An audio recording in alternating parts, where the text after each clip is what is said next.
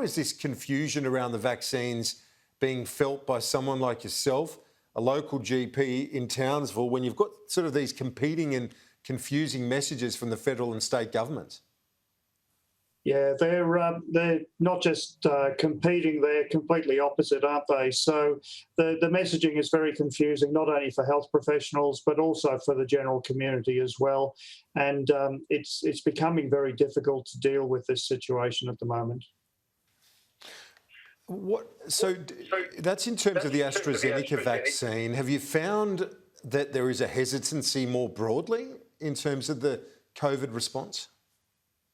Look, there has been. There's been a lot of press. There's been a lot of political statements about the risk of blood clotting with the AstraZeneca vaccine, and that has caused a lot of fear, not just in those people under 60, but a lot of people who are well over 60.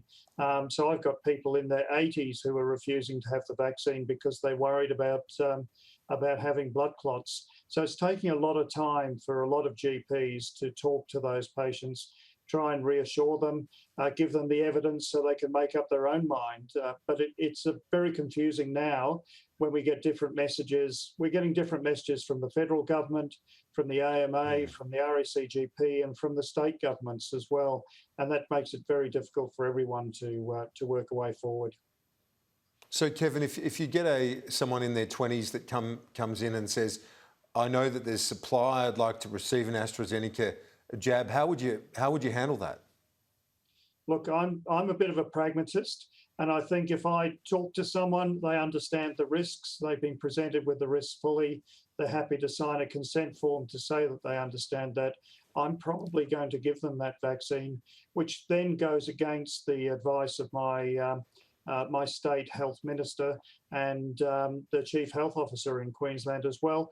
But GPs make these decisions on a regular basis, and we're forever assessing risks and benefits of various medications, including vaccines, but other medications as well. And while there's been confusion in terms of the different levels of government, your approach would be in line with what ATAGI is saying. While ATAGI, the Peak Therapeutic Goods Advisory Body, says those over 60 should receive AstraZeneca, it says in the latest advice, Kevin, that COVID-19 vaccine AstraZeneca can be used in adults aged under 60 for whom Pfizer is not available.